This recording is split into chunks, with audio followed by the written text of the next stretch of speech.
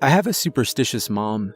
She was always the sort of person who adhered to silly, nonsensical rules, like not stepping on cracks or tossing salt over your shoulder if you spill it. Rules that may or may not even have had any true origin or reason.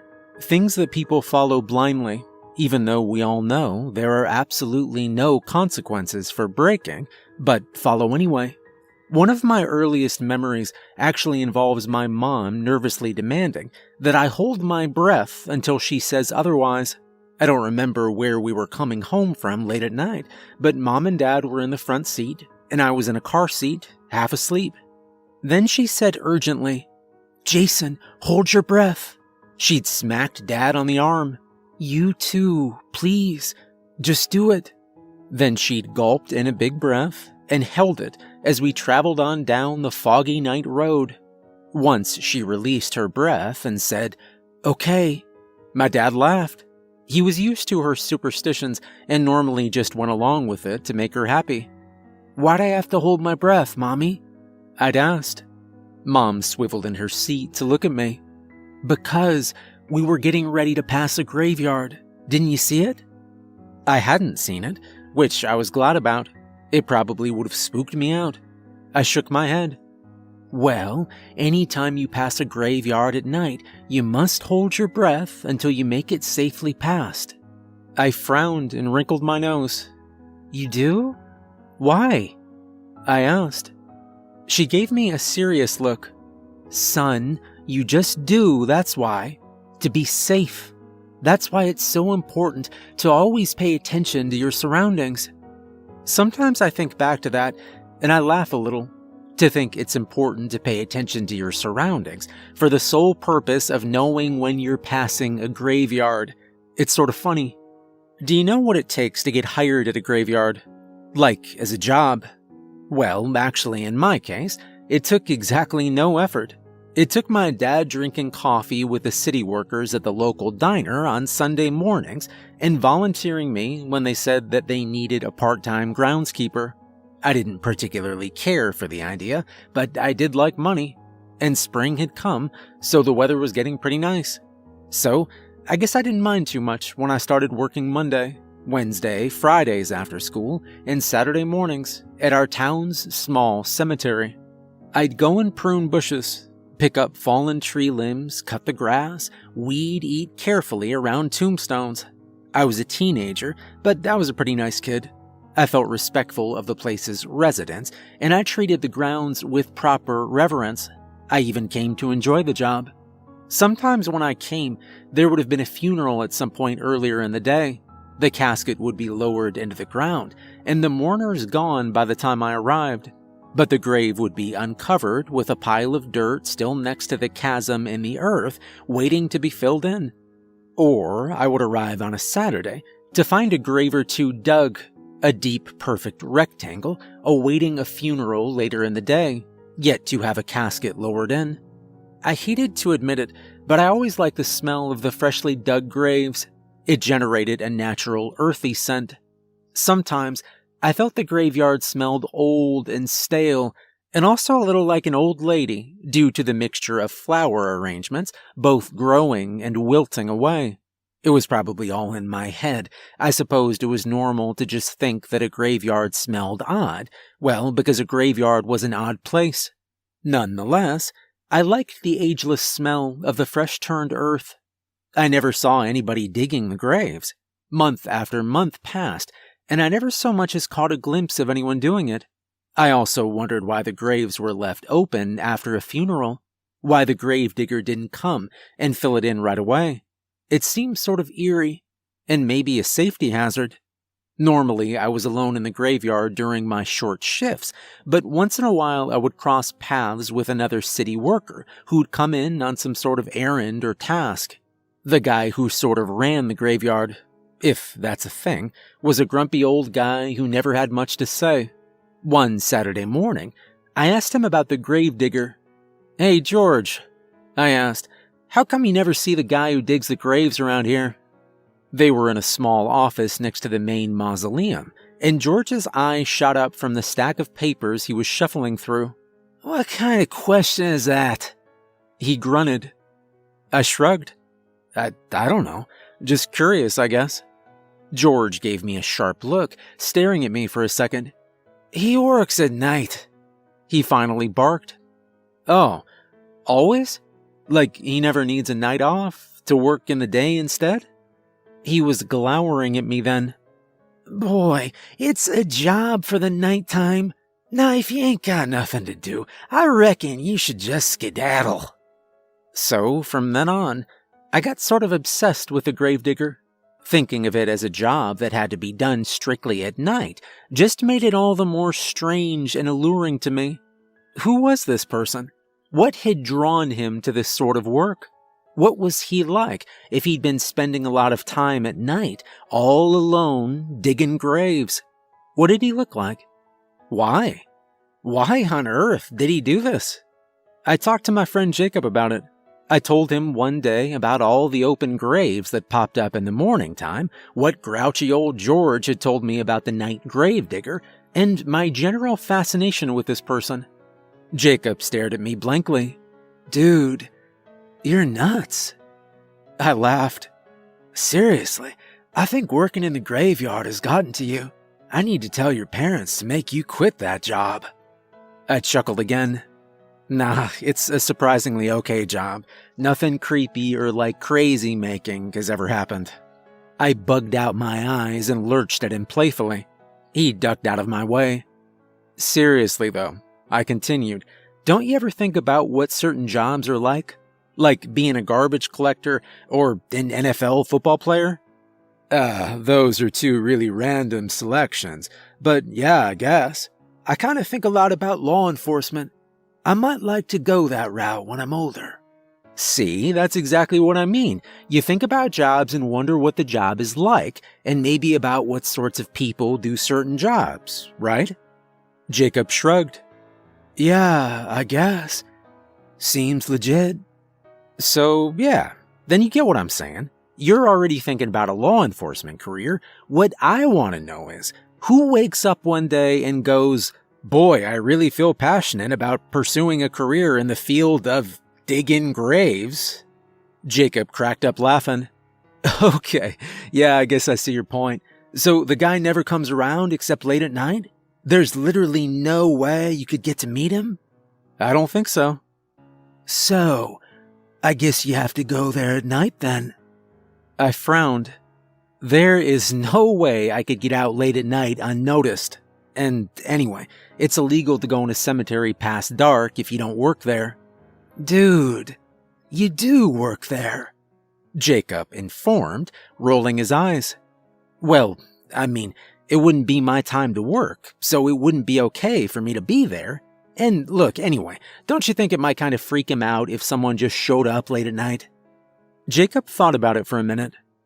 Well then, I guess your only option if you really wanted to get a look at this guy would be to install a camera. What?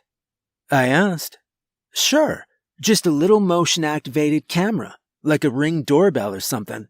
Just put it somewhere that it most likely won't be noticed, and it'll just kick on when someone moves near it. That sounds sort of stalkery. Jacob shrugged. You sound sort of stalkery, dude. Wouldn't that be pretty sketch, though? Like, don't you think we could get in trouble for this? We? Jacob asked with a laugh. I mean, I suppose you could get in trouble, but the trick would be to leave it somewhere low-key and then get rid of it once you're satisfied. And if someone finds it and bothers to trace who it belongs to, which, come on, they probably won't, then you could just make up something about being worried about vandals and trying to do a community service. Whoa. Great idea, I said. You know, you have sort of a criminal mind for someone who wants to be a cop. Ha, well, maybe that'll make me an excellent cop. Within the next week, we'd gotten a hold of a small motion-activated camera and set it up to notify my phone when it was triggered. I happened to know that a funeral was scheduled for that Saturday, so I planted the camera where it would be definitely triggered near the site of a new grave. Jacob planned to spend the night at my house that night so we could finally see this mysterious gravedigger. I was super excited, but then felt really bad for being excited about anything involving a funeral. We spent the evening playing video games and eating pizza. We periodically checked the camera from my phone, which could be done even if no motion activated it. We repeatedly saw just the still, quiet gathering gloom of the evening falling over the cemetery and nothing more. It got later and later though, and eventually we both fell asleep watching horror movies. The gentle, jingling sound of chimes woke me up. It was the alert I'd selected for when the camera was activated. I sprung awake and had to shake Jacob since he was apparently less enthused about this project and didn't want to wake on his own. As I woke my friend, I fumbled to push the buttons to call up the camera on my phone. Jacob rubbed the sleep from his eyes, and we both settled to watch. There was a bank of graves visible, and further in the distance behind them, the stone door to the mausoleum could be seen. That, as it turned out, was the motion that had triggered the camera. I pushed a green button on the screen, which activated sound so that I could hear as well as see what was happening before our eyes. The heavy stone door, only meant to open on very rare occasions, was sliding open. Not only was it odd to see the door open at all, as far as I knew, there was a special tool required to open it. The door scraped noisily against the stone floor. A murder of crows nearby was roused by the noise and fluttered upwards in a flurry of shrieking caws. It seemed like eternity before the door finally finished its slow open, and what stood there in the dingy, dusty gloom made me drop the phone. "What the crap is that?" Jacob cried. We both scrambled to get the phone back to watch as the thing inside made its way out. It had a slow, shuffling gait, seemingly to drag one leg and haul its bony shoulders forward, as though it was walking against a hard wind. Its body was rail-thin, almost skeletal, with tattered old-fashioned clothing hanging from its frail frame. The skin on the face was sagging and paper-thin, but the worst part was that there were holes in various places where you could see clean through to the bone beneath. Its hair was white and wispy, all but a few wiry tufts missing.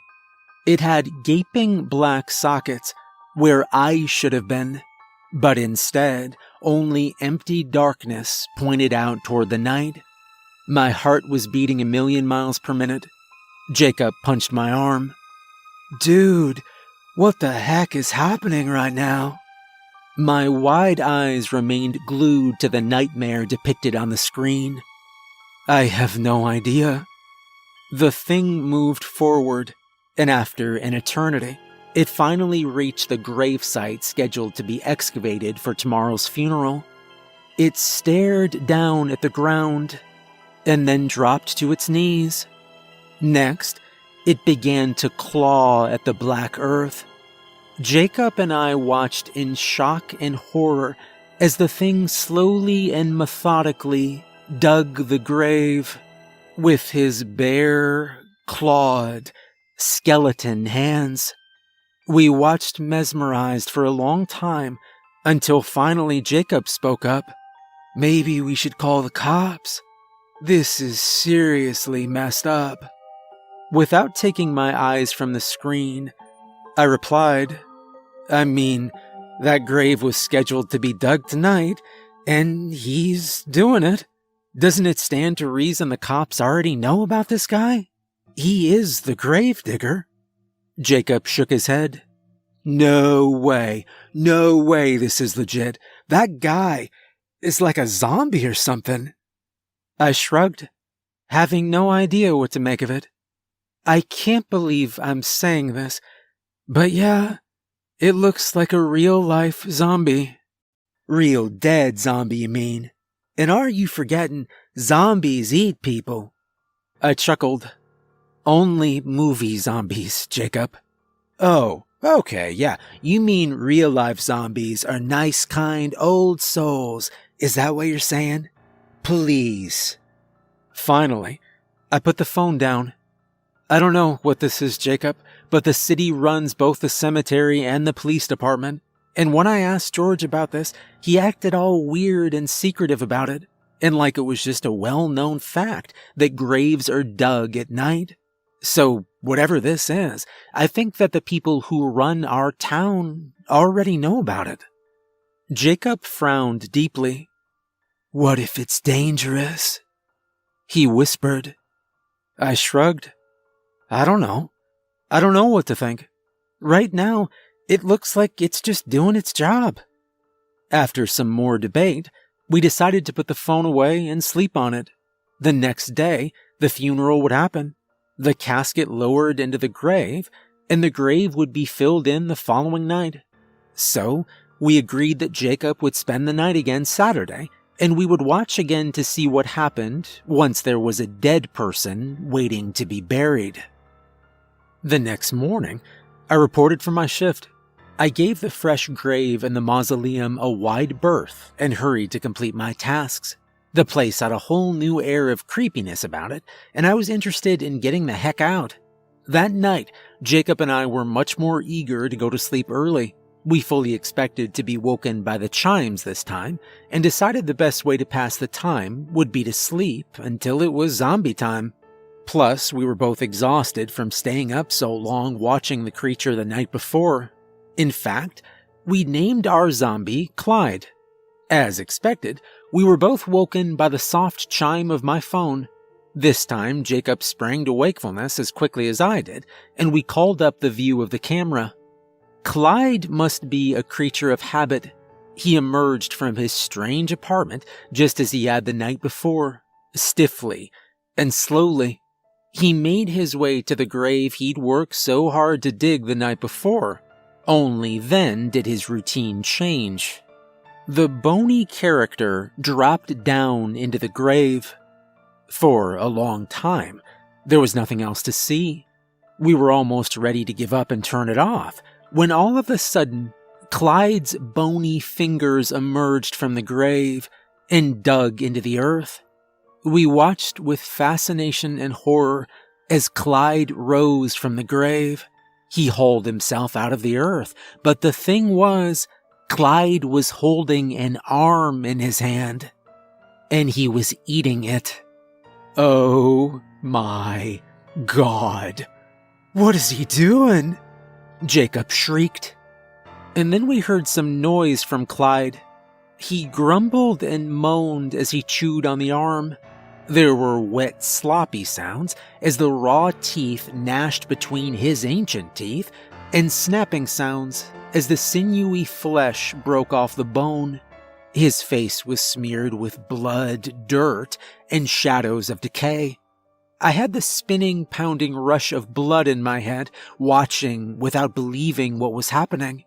I told you zombies eat people, Jacob declared, whispering this time. I thought about it for a minute before answering, but at least it's a person who's already dead. Jacob shoved my arm and stared at me, with his mouth hanging open. Are you serious right now? I mean, I get that it's super disgusting, but you have to admit, he isn't hurting anybody. I cannot believe what I'm hearing, Jacob muttered. What if it's some sort of deal? Clyde does this admittedly horrible job that nobody wants to do, and in exchange, he gets what he needs. Jacob shook his head. This is the most messed up thing I've ever heard. No, look, hear me out. What if it's like the way it is in every graveyard? Maybe all grave diggers are like Clyde. What if it's normal? Jacob stared at me like he was sort of considering punching me. Jason, you've lost it. We absolutely have to call the cops. I frowned. Do cops even have any authority over creatures who are clearly already dead? I mean, seriously. The graves get dug right on schedule when they need to be dug. Then, like magic, they get covered in whenever someone needs to be buried. Do you think George and the other city people seriously don't know how that happens? Jacob sat back and pushed the phone away, contemplating what I'd said. I mean, it's just like my work there. I hardly ever see George. He just leaves a list on the desk in the office of tasks I need to complete. I wouldn't magically know what to do if no one tells me. Clyde seems like he might be even less cognitively inclined than me, so... So what? Jacob interrupted. So, somebody's telling him what to do. Jacob shuddered. Gross. Jacob didn't want to watch anymore, but I did. Clyde went back down into the grave and came out with more pieces of whomever was down there. He trudged his morsels back to the mausoleum home and then came back to methodically fill in the grave in much the same way he dug it. Job well done, Clyde, I whispered. Even though my Clyde theory made good sense, Jacob became obsessed with keeping careful tabs on the grave-digging monster. He downloaded the camera app on his own phone so we could both watch even if we weren't together. For 2 weeks, Clyde's routine continued the same way. He only emerged at night if there was a grave to be dug. Otherwise, his stone door stayed closed and he didn't come out. He always employed the same methodical and archaic way of digging and covering the graves. He always took parts of the bodies within. It was an unbelievable way to live, but Clyde's routine nonetheless. The problems began when a terrible thing happened in our town. Nobody died for over a month. Obviously, that sounds like it's actually a really good thing to have happen for any community. However, by the middle of the summer, no graves had been dug, and one night the chimes woke me up. I watched with great interest as Clyde came out of the tomb, even though I knew there was no grave needed. He stumbled out, seeming far less coordinated, his motions more jerky and unstable. He looked around, his head thrashing in quick, panicked turns. I imagined that if Clyde had eyes, he'd be looking around frantically. My phone rang, and it was Jacob. I was able to pick up the call and go back to the screen while talking to him on speaker thanks to the marvels of modern technology. "What's he doing?" Jacob asked urgently. "No idea," I admitted. Jacob and I silently watched Clyde for a long time. He remained in front of the tomb, looking around frantically with that horrible, eyeless face. Then he leaned his head back and roared, a sound of ancient, primal rage. A sound so terrifying that I hurried to shut off the camera. "Whoa, what's wrong with him?" Jacob said. I didn't want to admit what I was thinking, but I said it anyway. "It's been too long since anyone died, Jacob. He's hungry." In the light of day, we couldn't see a way that this was really our problem, or that we should involve ourselves any further by alerting authorities. Plus, we both still agreed that the authorities had to know about this. The problem arose when the girl disappeared the following night. It was an older teenaged girl. In fact, I'd heard of her before, as she'd just recently graduated from my own high school. Her car was found the morning after she went missing, abandoned alongside the road just outside of town. She'd been coming home late at night from out of town, and presumably her car had run out of gas.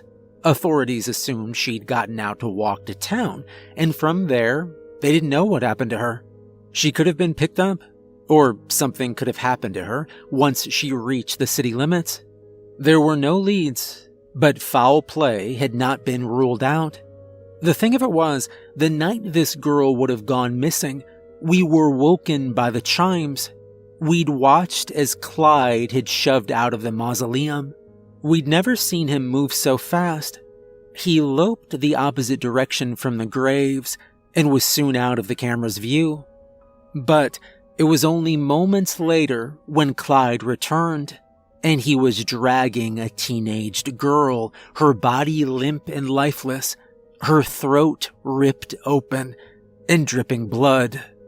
"Oh my God," Jacob had murmured crazily as we sat on the phone together, mesmerized by terror. We both disengaged the camera. We have to call the police now. We have to, Jason. This has gone too far. I raked my hand through the air. I still think there's no way that they don't already know about this. I insisted. Look, we can't do anything to help her now. Let's just think this over and talk about it tomorrow. Once news broke about the missing girl the following morning, the whole town was abuzz talking about how another person had once disappeared on that very road back in the 70s. That one had been a jogger in his 40s. Everyone was fascinated by two strange incidents on the same street in one little old small town. Jacob and I were able to do some digging and discovered that when the last victim disappeared, the town had been in another long period of no deaths. The puzzle pieces came together, and we began to see that as long as Clyde stayed fed, he was fine. But if he was hungry, then it wasn't safe to go past the graveyard at night. And for some reason, the higher-ups in our community were letting this happen. Maybe it was a tradition. Maybe it was a pact with the devil. Maybe it was like this everywhere. Maybe it was why you have to hold your breath going past a graveyard at night. If you hold your breath, the zombies don't know you're there. What might happen to a citizen who became aware of this dark conspiracy and attempted to confront the authorities? After all, they were willing to accept the horrible deaths of a middle-aged jogger and a young woman driving at night. In fact, they would need to protect these secrets at all costs. We were suddenly happy we hadn't gone to the police. Well, don't hate me for this, Jacob, but he got what he needed. Maybe it'll be fine. People here can't stay alive forever. People will start dying again, and Clyde will go back to normal. Jacob looked at me like I was insane. At the same time, he couldn't argue with my logic. What could we do? The problem was the ban on death continued. People were apparently going through some weird, super healthy, super careful streak in our town, and nobody died. Another 6 weeks passed and brought us into the fall without a single death. Then, we were woken one night by the chimes. Just as he'd done the night of the unfortunate girl, Clyde came out of the mausoleum just to wish for a grave, scream at the moon. "We have to stop him," Jacob said urgently when he showed up on my doorstep by 6 a.m. the following morning. "If anybody goes by there, he's gonna kill him." "What are we supposed to do? We can't know when someone will go by. If we get woken up by the chimes, it'll be too late for us to get there and warn the person. We have to be the people that go by. We'll know he's coming, and we'll cut off his head." "Are you crazy?" I demanded. "He's just some decayed old dirtbag, Jason. We can do it." Jacob and I got into a big fight about this. In the end, he agreed to give up the idea, or I threatened to go to the police after all. And we were both more scared of that idea than we were of Clyde. So, we laid the whole thing to rest, barely speaking over it, and simply prayed someone would soon die of natural causes. But 3 nights later, I was awoken by the chimes. I sat bolt upright, instantly awake, and filled with a bottomless sense of dread. Despite the fact that I'd initially thought we wouldn't be able to help whomever stumbled into Clyde's domain, I was driven by the urgent feeling to try. I only lived 5 blocks from the cemetery, and someone was about to die. I had to try. I didn't even touch my phone, just leapt from my bed and ran. I ran until my lungs felt like they'd explode, but didn't slow at all. Within a half block, I could see who was standing before the black iron fence to the graveyard. It was Jacob. He seemed frozen to a spot. Clyde was tearing through the grass and the graves, covering an alarming amount of ground, and Jacob looked absolutely paralyzed by fear. Whatever he'd planned for this big heroic mission had been overridden by terror in the presence of the gravedigger. "Oh my God, hold your breath," I said, trying to pick up my frantic pace. I was moving faster than Clyde, but Clyde had a lot less ground to cover to reach Jacob. "Hold your breath! Jacob, hold your breath!" I screamed as my feet continued to pound the pavement. I was almost to my friend by the time my demand had left my lips. Snapped out of his trance by my voice, Jacob slowly turned his head to look at me. I got to him just as Clyde reached through the fence. My fingertips grazed Jacob's sleeve, even as Clyde yanked him brutally into the bars. Without a second's hesitation, Clyde ripped out Jacob's throat with his teeth. I stared in horror as the life drained from my friend. Somewhere in my mind, I heard my mother's voice then. "Jason, hold your breath." But the words did not compute as I gulped in desperate breaths of air. Clyde's face snapped up. If he'd had eyes, they would have been trained on me. He released Jacob, and my dead friend slid sloppily to the ground. Clyde began to amble clumsily toward the opening in the gate, which was merely 10 feet away. He would soon get out of the graveyard, and I had no weapon with me. Hot tears streaming down my cheeks, I finally collected myself enough to suck in a giant breath of air into my lungs and hold it there. Clyde stopped in his tracks. His head with the dead empty eye sockets stayed trained in my direction for just a second. Then he turned and ambled back toward Jacob's fallen body. I turned and I ran. Days later, after Jacob's horribly sad funeral, when my family had returned home, I walked into the kitchen where my mother was making coffee. "Mom?" I asked.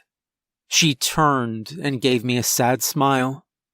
"Do you remember how you always said to hold your breath when you pass a cemetery?" Mom's pretty face fell. I watched the color drain from her cheeks. I whispered, "Do you know the story behind that superstition?" Her eyes darkened, and it seemed a shadow fell across her face. "No, sweetie," she said softly. "Just an old superstition." She was lying. I could see it. She knew the truth. We moved away not long after that. We stuck around just long enough for my parents to find a place for us to go. A place that wasn't anywhere near a graveyard.